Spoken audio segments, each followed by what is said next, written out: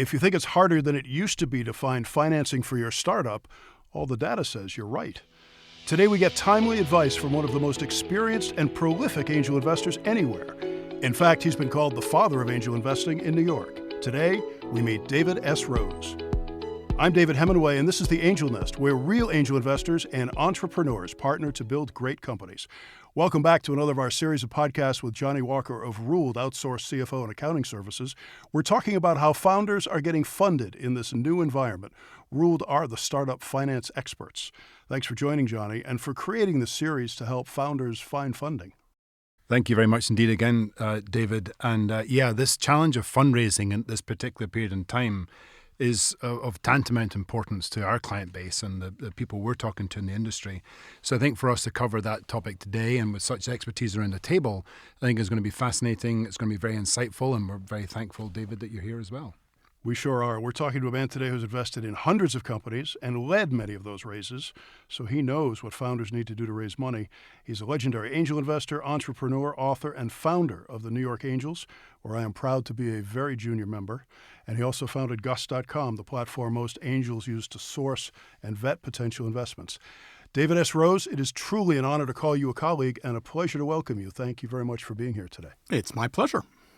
So what happened to startup investment funding? Because in 2021 and 2022, things were happening at wild valuations, and there was a lot of money around, and that is not what we hear today. The interesting thing is the problem is not what people tend to think it is. If you are a founder, you tend to think, oh, people aren't investing anymore. It's really tough to raise money. But that's actually not the case because investors invest. That's what they do. If an investor wasn't investing, they wouldn't be an investor. So their business is investing. What has changed are two things: what they're looking for in a company and the valuations at which they're willing to invest. So it's not that they're not investing, it's that who they're investing in it and how much they're putting in for what kind of return.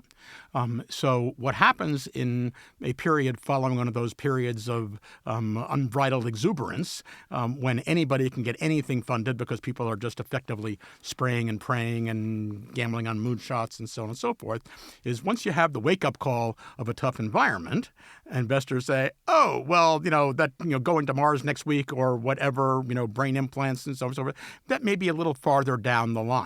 But they're still investors, so they still have to invest. So what you see is a flight to quality.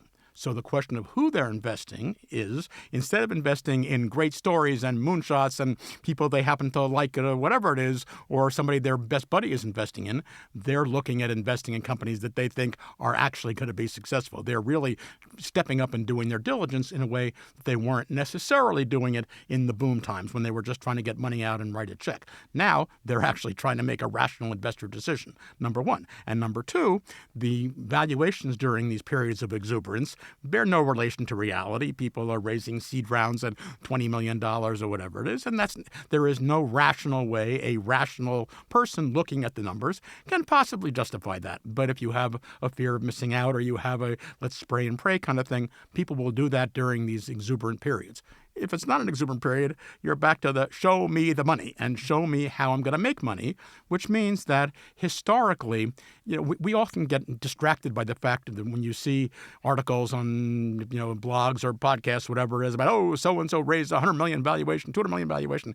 The actual, if you look at the ACA's real numbers of deals that were done and look at Carta's numbers of valuations and stuff, turns out the typical pre-seed deal is done at like $2 million, $3 million valuation. You're looking at a seed deal, you're looking at $4, $5, $6 million around the country. Sure, is somebody raising at 25? Yeah, but you? No. The guy next to you? No, right? And so what you're looking at here is a flight to quality and rational valuations that can be justified by what you're planning to do. And so then the question is, okay, well, what does this flight to quality mean? Investors typically have a set of theses. The key thing about you as a founder trying to raise money is not to twist yourself into a pretzel trying to appeal to this investor or that investor. There's no magic word you can drop in blockchain or whatever and somehow make yourself investable. Every investor has a thesis for what they want to invest in. Every founder has a company that they are looking to get investment in. So the only question, the one and only question is, does this company fit that thesis? And if it does, then it's in everybody's interest for the investor to invest because that's what they're investing in. And if it doesn't fit their thesis, you can spend all day talking till the cows come home and they're not going to invest. So there's no use in doing it. So the thing is all about clarity and do you fit their thesis? Now then the question is, what is the investor's thesis? So some investors have very, very broad theses. Oh, if it's generally in B2B or SaaS, then I'll do that. Some investors have very, very narrow theses. Oh, I'm only investing in PropTech in New York City if it's a SaaS play at Series A or whatever. But all investors essentially start out with three common baseline theses. One of them is people. It's the team. They look for entrepreneurs, the entrepreneur, what I call capital T, capital E, the person on whom they are betting their money. Doesn't matter how big the founding team is. I know Paul Graham says he invests in a hustler and a hacker and so on and so forth. But ultimately, there is one entrepreneur, and that's the person you're betting on. And they want to make sure that that person has all the things you would expect: integrity and passion for what they're doing, domain expertise, the skills to run it, the commitment to doing it, so on and so forth, leadership ability and the like. So they're looking for people, number one. Number two, the business itself has to be scalable. And I can't tell you how many pitches I see for deals, which no matter how wonderful it is, how great the entrepreneur is, how great the product is, if the business is not scalable and can't grow to be worth decamillions, hundreds of millions of dollars, it just doesn't make sense as an angel investment. And a scalable business is one that can start small before the founder gets to me, so they've started something, and then they can show me that something is working somewhere. I can put in my money and they can do more of the same with my money to make it bigger. And then they can get another round to make it even bigger. That's the first part of scalability. And the second part of scalability is the bigger it gets, the better it gets. If I asked you tomorrow morning to create a website to sell my book, you could do it, but the cost of getting that whole website started up would be more than the cost of the entire revenue from the book. If I asked Jeff Bezos to have a website to sell my book, his marginal cost is about zero to sell a copy of my book. So that's as it gets bigger and scales, it gets better. And then the third thing, the third basic thesis, and this is where the rubber meets the road for everybody, is traction. And so investors at every level, when you're talking about the real world as opposed to a bubble world, are looking for traction. And here is where the very interesting reality testing comes into play. Because just like in The Princess Bride, you keep using that word. I don't think you know what that word means. The word traction means very different things. You ask an entrepreneur, ask a founder, what does traction mean? Well, they'll say, well, I've got a great team. I filed for a patent. I've got 1 million people on my waiting list. I've got all kinds of great reviews. None of those things are traction. Traction, as defined by me, is something that shows that you have something that is outside of your control. So nothing you can do, not filing a patent, not hiring people, not building an MVP, not doing anything. Something outside of your control that shows you have created economic value for somebody else, and that value is getting bigger over time. And so if you rephrase traction down to that and think about what that means and realize that nothing the founder has done or is in their control counts as traction, then it gets to be a very simple question for how do I get funded? And the answer is show me the money. Put something on the table. Show me, prove to me that you have created value for somebody else, even if it's nascent, even if it's very tiny, even if it's one person buying your thing, that one person buying your one product or putting out an advance deposit or something is better than whatever flowery picture and great PowerPoint presentation you can pitch to me. So you're talking about a higher bar for people to invest in startups. Exactly. And that's what Johnnie does every day, right? So he's working with companies to try to prepare them for investors. And I wonder if, the numbers are more important now than they used to be. The numbers are absolutely important because when it comes to preparing an investor, all the other things, you have to have a good story. It has to make sense to somebody. You have to show that there's a market that people want to ultimately buy what you're doing. You have to show that you're able to do it. You have to show that it's scalable and can grow big. You have the resources to do it. You can execute. All these things are important. But that doesn't work. No matter how nicely you pitch it, how great your slides are, what song and dance you put on, it doesn't matter unless you can show me some traction. And altogether, we see too many people coming to pitch to New York Angels and elsewhere who have an interesting idea, but zero traction. And unfortunately, the way the world works, getting that initial traction is the responsibility of the founder before they come to an investor. So when you're looking at companies then and you're looking for this traction, with the companies expressing their or supposed traction through numbers. What are you looking for in the numbers when you're actually seeing the financial model of projections? It turns out that the actual numbers, the specific numbers, are much less important than the concept of traction, right? And so there's no magic number in revenue. There's no magic number in number of companies or no customers or channels or products or whatever, right? Yeah. You're telling me this. The question I'm asking is, show me something outside of your control which proves that you have created economic value for somebody else and that is growing.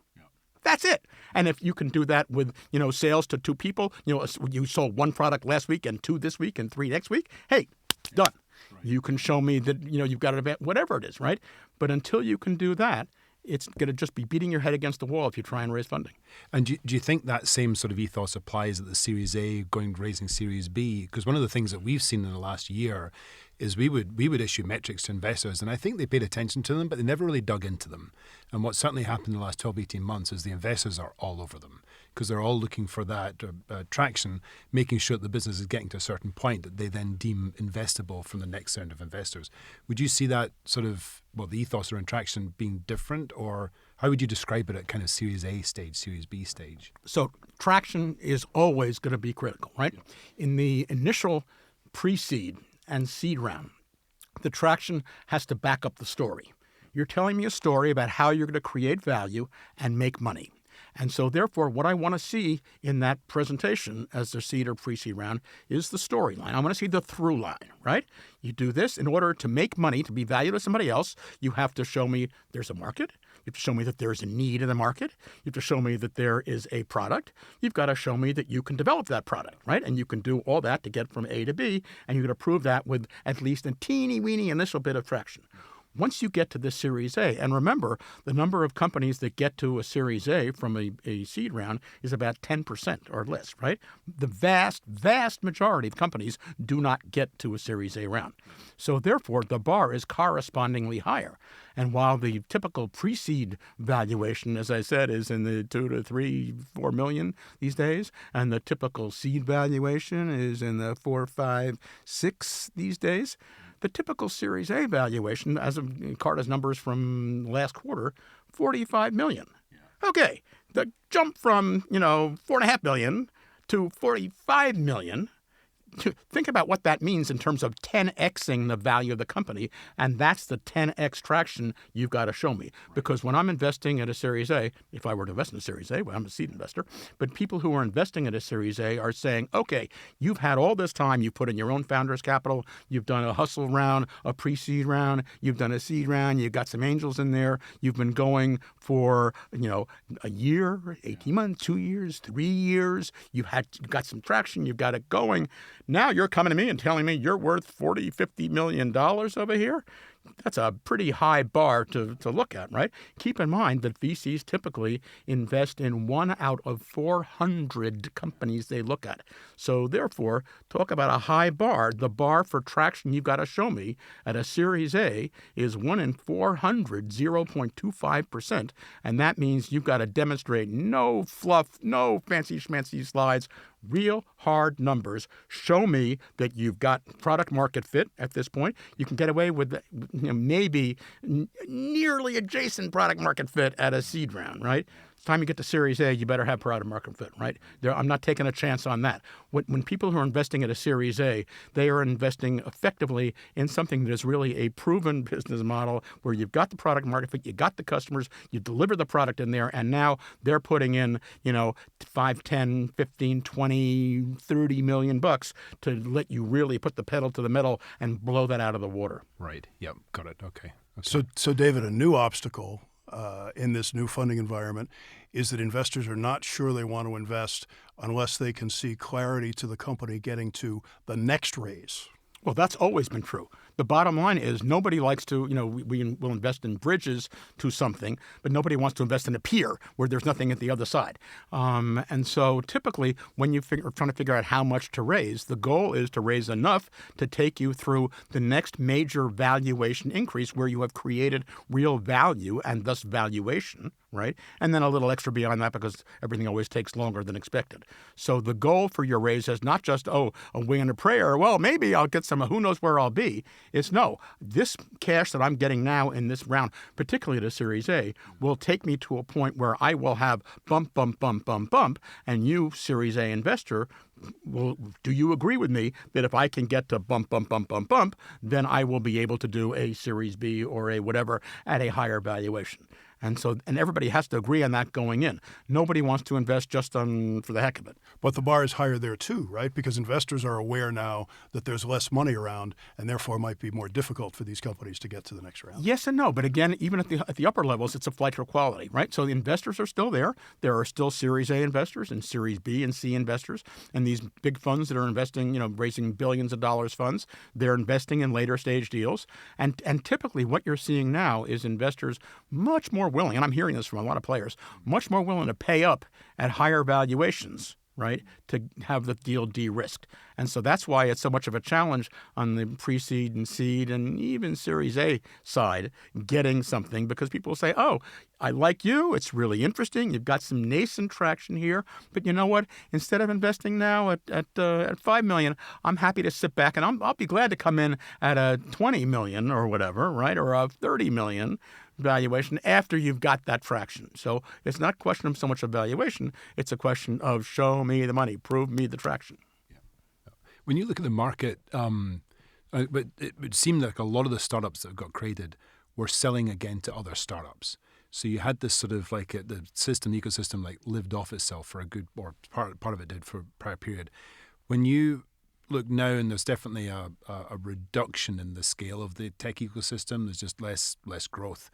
Do you think that's a challenge for a lot of the startups that have been funded, that they've really got less available? Yeah, that's always market? Startups helping startups is always a fun thing that happens when you have lots of money floating around in a bubble period, because everybody's a startup, right? And there's a great New Yorker cartoon there. Oh, I've got a startup that helps startups start up, right? I have that framed on my wall because, of course, that's what Gus does, right? When we've been around for 20 years and have managed to eke out our existence there by actually providing value, because there will always be founders and always entrepreneurs. That being said, when you have a lot of founders and a lot of people getting funded, it's the first deal that most founders, most entrepreneurs that I know of, who have been knowing that they're founders from an early age. Oh, I'm in college. I'm going to do a tutoring company to provide tutoring. And so my daughter started one. I probably have been pitched by 55 people, students in college who started tutoring companies. So the easy thing to do is, if you're a startup, I'm going to do a startup to help solve the problem that I experienced, right? Which is helping startups do A, B, or C, or coding, or this or that, or sales, or something else. It turns out that's a great thing for the boom times, not such a great thing when reality sets in. So that's why when investors are looking for traction, they're looking for really serious customers that are not the fad of the day, that are not other startups, that are people who have consistent budgets every year that they can pay, who believe that you are creating real value for them. So, David, as the founder of the New York Angels, and happy 20th birthday, by the way. Thank you very much. How should a founder approach an angel group, New York Angels or otherwise, from a tactical standpoint? Understanding what needs to be in their plan in order to get funded, but how do you recommend they go about it? Exactly as I just described. And it sounds very boring, right? You've got a company and they've got a thesis, and do you match, and can you show traction, which is something outside of your control, blah, blah, blah.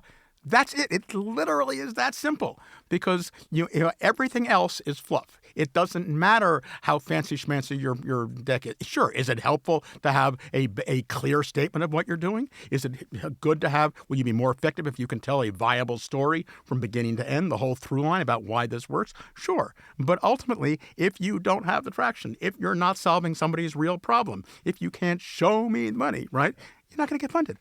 Period. And if you can find the investor who is interested in what you're doing. Well, that's another thing, right? And so, applying to an angel group is different from finding an individual investor, because angel groups are an amalgamation of investors. New York Angels has got 140 members, I think, at this point. And so the good news is it's a one-stop shop for coming in and finding all of these angels. But you deal effectively with an angel group as a group. It's like this amorphous blob that you're pitching until you get farther down the road and somebody from the angel group. The way New York Angels works is when you first apply, and then all angels who are interested in this area get to review the deals coming in, and they vote, is this a deal that's appropriate for us to bring into screening? And so all sort of each of these subsets of angels effectively vote on that. Then the top 10 or 15 companies that have got the highest scores of bring in for screening come in and meet with the screening committee, either in person or virtually. And the screening committee is, 20, 30 or more angels who are now comparing all of these companies coming in and saying, okay, do we think this is of interest? And within that, you got to find one player.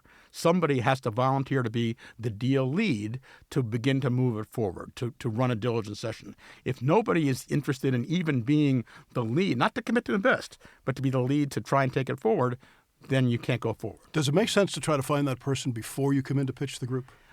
If you happen to have, and because we actually have two routes in, there's the route I just described as the main route in, but there is, I wouldn't say a back door, but there is an alternate path, which is that if you actually have a New York Angels member who has committed to invest in your deal, and that deal is available to other members, and you've assigned term sheet and they're investing, then you have what's called a fast pass, and you can skip the entire screening process and come right into our monthly meeting because that deal is baked. Because what happens in the normal path is after you have, you found somebody who's willing to lead the deal, at least the diligence session, then you have a deep dive session with all the other members who've said they're interested in doing that, right, after screening. And only then, after you have that meeting and you do diligence, and then is somebody willing to step up and either sign on to your existing term sheet or give you a new term sheet. And only at that point does a company come in to pitch to all of New York Angels. So therefore, every company that pitches at a New York Angels investment forum meeting has an existing signed term sheet with at least somebody committed to invest from New York Angels. And then so it's a question of who wants to be in. You have a diligence session, and then we close the deal. And when you're looking at that diligence, the deep dive, as you mentioned it there, what kind of aspects are you reviewing, looking for in the financials and the financial forecast picture vision going forward?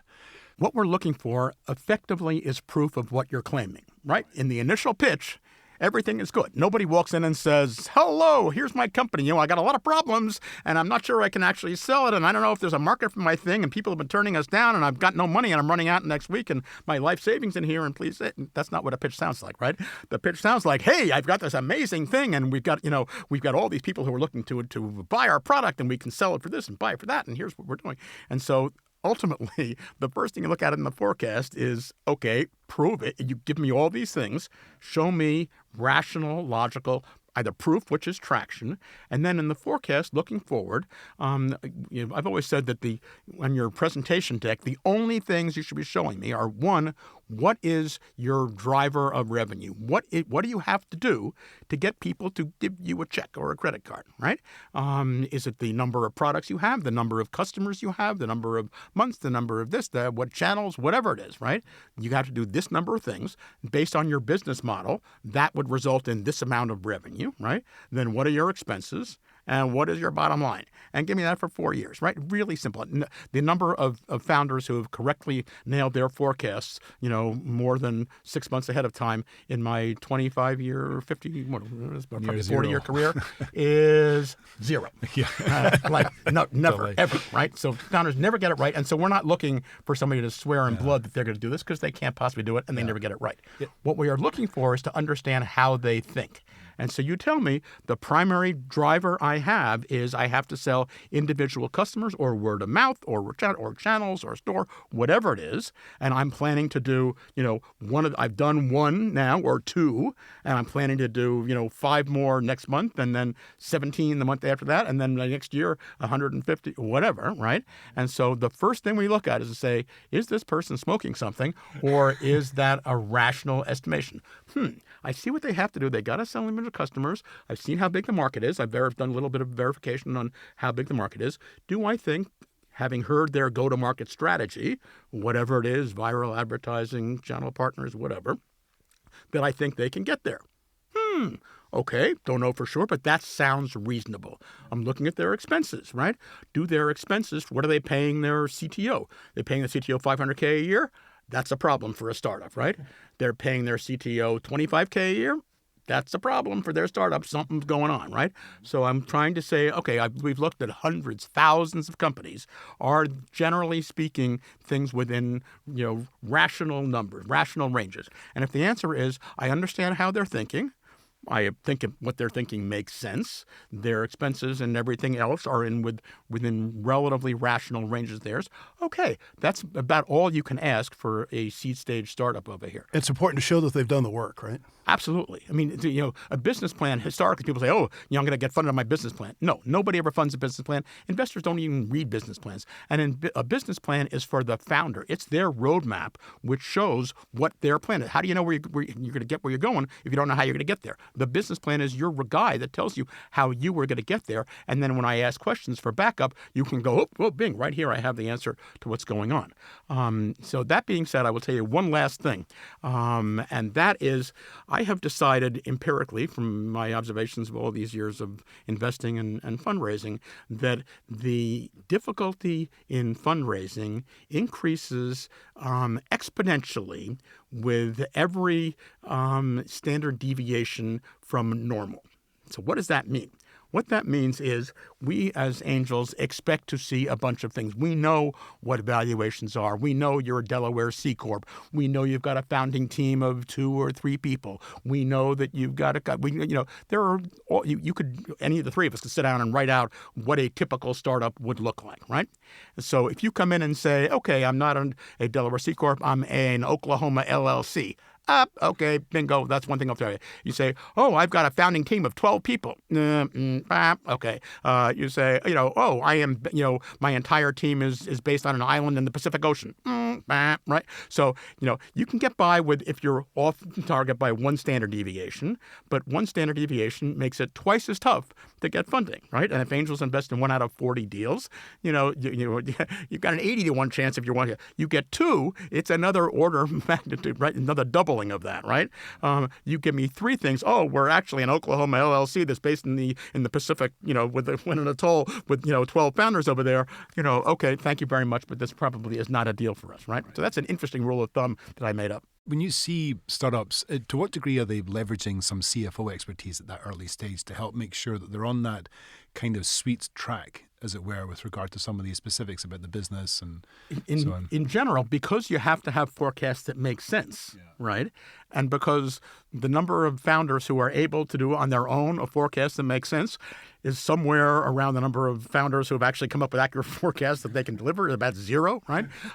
So it's really, there are very few founders who have a full-on CFO as part of their founding team. And realistically, if I'm looking at your pre-seed founding team and you have a full-time CEO, great that you have that expertise, but that's one of those standard deviations off of normal. I mean, because founding seed teams don't have full-time CFOs, right? You don't need a CFO. It's a wrong allocation of resources. On the other hand, if you have no CTO and no CTO experience from a fractional CTO, an outsourced player, a platform like Forecaster or something, and you're doing this totally blind, the odds of you actually nailing a set of forecasts that will make sense to a rational, objective observer are greatly diminished, shall we say. So therefore, I would be surprised if most of the companies that actually get funding haven't had some professional, rational, but not full-time CFO approach there. You're much more likely to see a full-time CTO than a full-time CFO, but having no CFO, unless the founder happens to have a whole background in doing this stuff multiple times before, is really important. Yeah. And one of the, just leading off that, one of the areas that we've seen over the years, certainly building up to now, is a lot of investment from the venture sector in technologies and platforms that target accounting and finance, both on the general ledger side, but then building out forecasting platforms, et cetera. What's your perspective on that part of the sector and how it might make founders more efficient, more able to actually raise funding? How is it going to change their approach to it? Absolutely. Yeah. I mean, when I started my initial angel investing some years ago, everything was bespoke. I'm actually not only a 5th-generation entrepreneur, I am a 3rd-generation angel investor. And while there are other 5th-generation entrepreneurs, I don't know of any other 3rd-generation angel investor. Sure.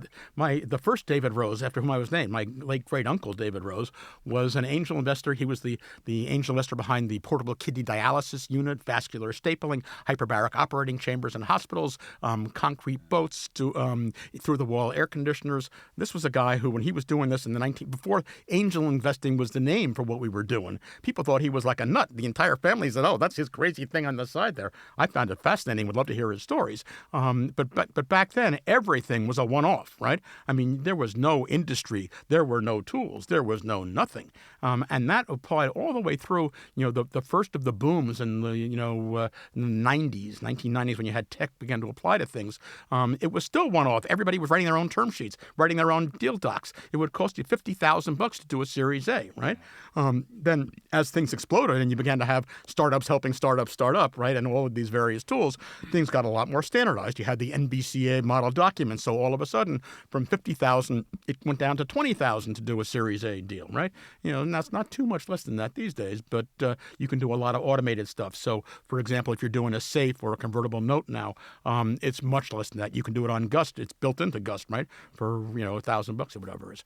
And so the tools that companies use to develop their modeling and their forecasting are really, really important. There are all kinds of tools now to track your funnel and forecast, all of your things. Tools like Forecaster itself, tools that fractional, CFOs are using to help do these things. Things like Business Plan Pro or Lean Plan, Live Plan Online are great. I mean, there are so many tools out there that for a founder to not use something where somebody has already put in a whole lot of time and effort and work to structure things is silly, right?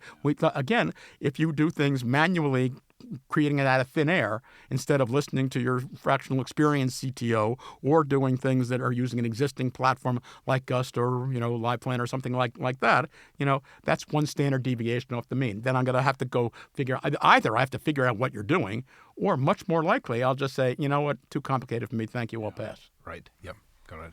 David, how did you become the father of angel investing in New York? What's the story of the creation of the New York Angels? The story is that I am, as I said, a fifth-generation entrepreneur, and so I've been founding companies since I was 10 years old. I founded companies in high school, in college, in business school. When I was in college, the school newspaper did a thing, when academics aren't enough, who was this crazy kid? This is back in the 1970s. Who was this crazy kid who was starting companies on the side? And so my first career actually was in government, working for Senator Moynihan as his urban affairs expert. Then went back and got an MBA in real estate, and my second career was with my family's business, an entrepreneurial real estate business, real estate development, for a decade. But on the side, I kept starting companies, and I was interested in all this advancing tech and everything else.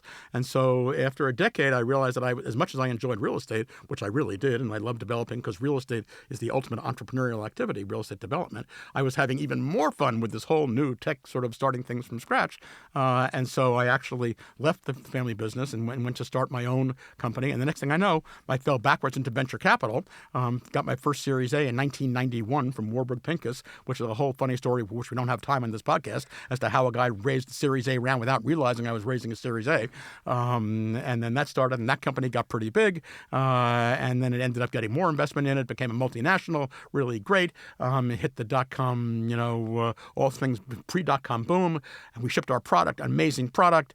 And it crashed and burned because nobody wanted it. It was an amazing cover PC magazine, full Western column, the Journal, and nobody bought it. It was the biggest. Citigroup was one of our biggest investors at that point. Our guy at Citigroup said it was the best deal, best product he'd ever seen that nobody purchased. So, but that being said, we were entrepreneurs. I'm TE, the entrepreneur. So we restarted, got more investors, restarted the company, and took it and hit the dot-com boom. Took it to a big multinational with all kinds of things around the world, and that was great. And we were raising a $15 million Series A at this point for the new company at $125 million pre, and then the dot-com crash hit.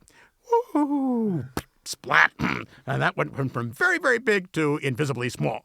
And so at that point, and this is now around 2001 or 2002 or so on, from the height, the thrill of victory and the agony of defeat, ending up with a non-existent company, my entrepreneurship card was unceremoniously pulled. And so now all I could do was go to the dark side. So I joined the local angel investor program at the New York New Media Association, started doing some angel investing deals. But then the New York New Media Association, which which was this group of all of the startup companies in New York, whole 6,000 members, found that in the nuclear winter after the dot-com crash, you now had 6,000 unemployed techies all looking for jobs from the other 6,000 techies. That didn't work. So the trade association went bankrupt at that point. And so the angel group that they had as a thing was the association got acquired by the Software Publishers Association, but they didn't want the angel group because who the hell, that's not part of a trade association. So at that point, I took all the members from the angel group who were actually writing checks, kicked out 90% of them, took the remaining guys who were actually writing checks and founded New York Angels and became an angel investor. And so for the next several years, I was doing angel investing in early stage startups, doing 10 deals a year, all kinds of really interesting companies. And then I realized that angel investing was a very inefficient operation that really needed some entrepreneurial skills applied to it. And so that's how I ended up creating Gust, putting back on my entrepreneurial hat and creating Gust as a platform for angel investors. Just an incredible story. And with all you've seen, you have got to be incredibly well positioned to tell us about AI, because AI is the latest favorite of investors, right? AI is indeed the latest favorite. But one thing that's actually not in my official biography that you read over here is there's something called Singularity University. I don't know if you've heard of Singularity University. A guy named Ray Kurzweil, who is currently director of research at Google, he won the National Science Award, all kinds of amazing things, sort of the Thomas Edison of our generation. Ray wrote a book about 15 years ago called The Singularity is Near, saying that technology was growing exponentially. It was doubling every year based on you've heard of Moore's law, which is how many transistor equivalents can Intel fit on a chip. Well, Ray was saying, okay, if you extrapolate that to not just transistors on a chip, but actual, millions of instructions per second per dollar, so you can generalize across any kind of technology, it turns out that technology has been advancing at that rate since the beginning of recorded human history nonstop. I mean, you're talking about the wheel and fire and aqueduct and blah, blah, blah, blah, blah, Industrial Revolution all the way through, which if you actually plot it, has been accelerating at the rate of Moore's law since the beginning of recorded history. And so now, if you look at where we are now, from rockets in 1910 and blah, blah, blah, then World War II and all this stuff, computers and all this kind of stuff, integrated circuits, the question is, what is the next paradigm shift? What happens when you keep moving this forward? And Ray said the next paradigm shift is when computers and humans merge, because you've got such advanced technology in all these areas, AI and other things, that you now have computers designing the next generation of computers, and we are this other. And when that happens, at that point, the exponential curve has gotten so enormous, we cannot conceivably predict what would happen after that. Forget all the science fiction from all these things. It's beyond our event horizon. We can't even figure out what's going on. And when is that going to happen? According to Ray Kurzweil, 2045. Which I would note that since we are now at 2024 is 21 years from now. So Ray says in 21 years from now, we are going to be at a point in technological development where computers and humans have merged. You will have computers effectively taking over the world. So he wrote this book called The Singularity is Near. And there were effectively 3 responses to this book. The first one was, well, that's ridiculous. Human exceptionalism, computers are just big number crunchers. They can't do it. No, never going to happen, not going to happen. Okay, put those people aside. Second group said, okay, it's a 700-page book. It's really accurate. You've done the whole history, and this makes sense going forward. So, yeah, it would happen if we're still here. But between climate crisis and somebody with a nuclear thing in their backyard, and we're not going to be here. So don't worry about that mythical future. Figure out how we survive for the next 20 years. The third group, who were like the second group, smart, but also slightly more optimistic, said, okay, there's a 50.1% possibility that humanity will survive to get there. So now what do we do about it? And so that group got together and created something called Singularity University, which is a think tank to bring together the leading theorists and entrepreneurs on dealing with exponential technology. It was funded by NASA and Google and Cisco and Autodesk Ventures, a bunch of VCs, all kinds of amazing people, with a faculty of incredible people, the least of whom was me. So I actually am an associate founder of Singularity University, and I founded their finance, entrepreneurship, and economics track, which I taught single-handedly for 3 years. So back then, this is now starting 15 years ago, when we were doing this, we were projecting forward all these various areas, one of which was AI. Well, so you have all of this, general artificial intelligence be able to, equal the intelligence of a person, of a population by this period of time. And what was fascinating was that all the AI engineers were saying, you guys are smoking something. Yes, we're doing really interesting things here, but I'm coding this stuff. And so when we're not going to get there, I can see what, our trajectory. And meanwhile, the guys who were doing autonomous vehicles are saying, you're saying everybody's going to have self-driving cars? Well, listen, I'm designing this stuff. And we have to solve all these problems. And how can you fit on city streets and blah, blah, blah, blah. So, what you guys are crazy.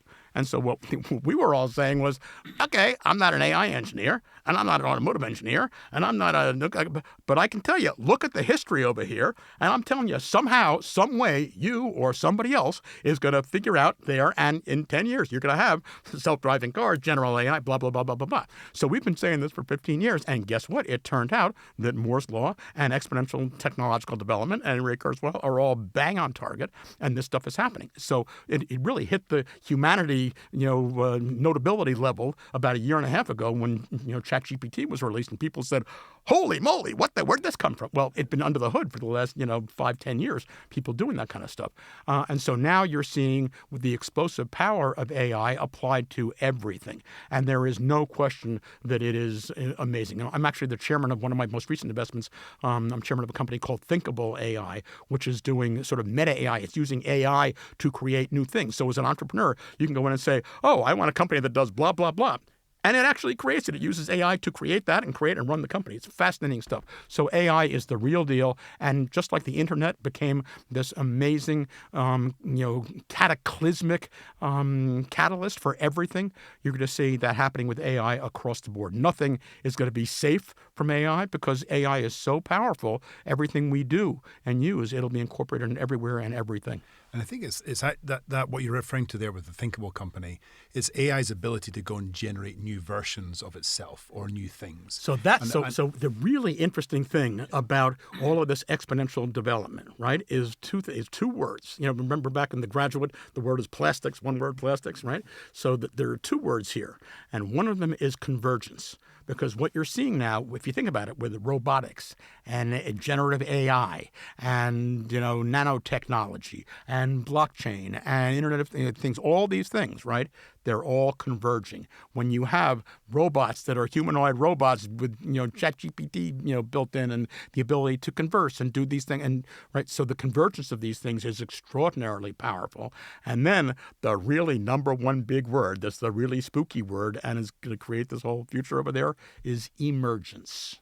And the emergence of technology, and that's what you're referring to. When you have this stuff, so for example, ChatGPT and Gemini and Claude and all of these other AI large language models now, they can program. They're co-pilots. You can say, help me program this X, Y, this function or this challenge or this subroutine in this language. Well, they weren't built as programming tools. They were just trained on everything people have written, billions of pages of stuff. So emerging out of the generative AI is something that can actually code, right?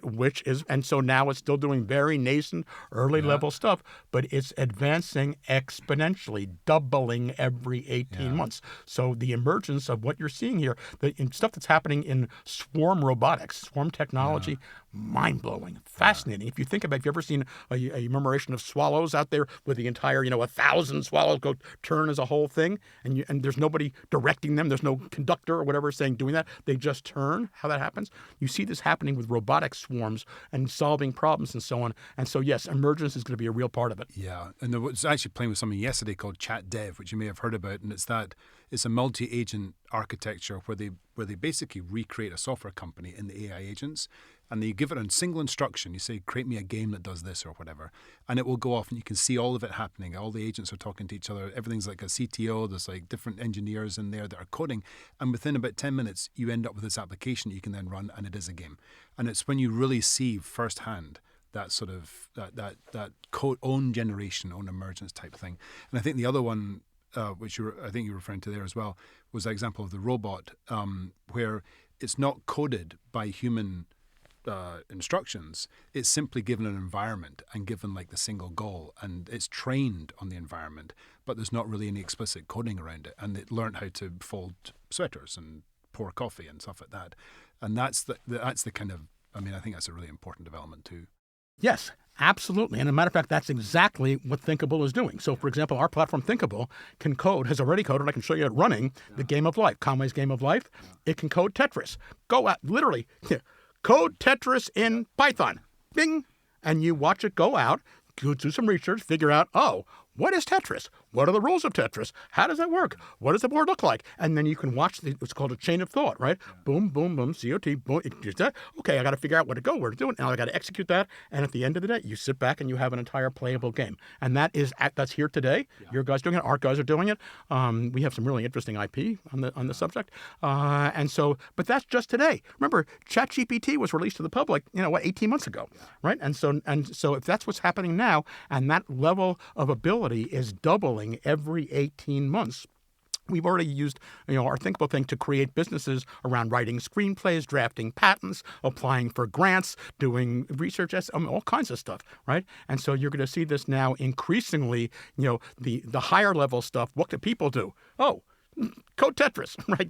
That's the instruction. And then your entire virtual company of your virtual, CTO and your virtual marketing person does all these things. And I'm sure you've seen computer-generated, AI-generated pitch decks at this point. You can literally tell, there are a number of platforms out there that are mind-boggling. You say, okay, give me a pitch deck for a podcast designed to help startups understand what they have to do to get investment. Bing! And then literally, you look at 60 seconds later, you have an entire, 18-slide presentation with graphics and illustrations and here's what you're doing. And it's amazing. David, maybe even angel investors aren't safe. Well, I will tell you that we are actually, it's not a question of being safe, because angel investing as opposed to VC tends to be a little broader and a little more personal and a little more, I don't quite know what's going to make money, but I like it when I see it, so I'll go do it. But what we are actually doing, we now have the scale at Gust. Remember, with Gust, we've had about 1.5 million companies create profiles on Gust and put in all their information. We have, 85,000 angel investors and 700 angel groups and 300 accelerator programs at the other end. So we actually have the scale now, and we are in the process of working with a partner, and we haven't announced a partnership yet, but they have a similar kind of scale at the other end on investor management stuff. And you may begin to see AI support. People have been trying to do algorithmic investing for quite a while. There have been a bunch of players who've been trying to do that kind of thing, and they've had some basic success in doing some, analyzing detailed things to, give some advice as to what to invest in. You haven't really seen it at scale, because doing things at scale requires machine learning on the one hand to figure out what you're doing, to pull out, things that you wouldn't normally see. You need to have an enormous group of input side on the company side, and then detailed stuff on the investor side. So we're just getting to the kind of scale where you can see that ability to do algorithmic investing. But I'm going to predict, whether it's us or somebody else, you are going to see that within some not too, months, right? Double-digit months, let's put it that way. You will see some beginnings of really serious algorithmic investing that I believe will be able to do at least as well as typical angels. Now, I have to ask you a question. As the father of angel investing, like any good father, I know you love all your investment children. Is there one that stands out?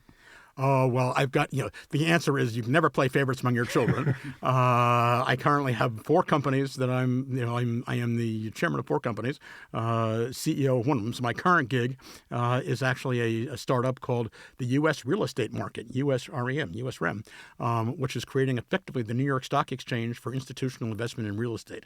And it's been flying a lot under the radar recently, but it's been seed funded by most of the major real estate players in New York. My background, as I said, my family background is in real estate, and it's going to be, getting a lot of more press later on in the year with some really interesting stuff. Gust, of course, is now beginning to do this algorithmic investing and taking the entire ecosystem and making it really viable. Thinkable, I told you about, which is doing generative AI and meta AI and creating amazing stuff there. And then the fourth one is a company called Book It and Go, which is applying blockchain to the travel industry, allowing for hotel reservations to be bought and sold and traded, and making them sort of fungible things. So those are my current 4. So therefore, my current 4 favorite children are the ones I'm currently running. And with all that going on, you still found time to come and talk to us today and to provide founders with what I would call an education in a podcast. David S. Rose, thank you very much for joining us today. It's been my pleasure. Thank you very much, David. You can find contact information for our guest today at our website, theangelnest.com, where you can also reach me if you know of a company or an exciting business opportunity we should talk about. My email is david@theangelnest.com. I'm David Hemingway. We produce The Angel Nest with help from David Newhoff and with Charles de Montebello at the controls at the beautiful Art Deco Film Center building just west of Times Square in New York. Thanks for listening, and here's hoping all my fellow investors and the founders they support find their next great venture. So long until next time.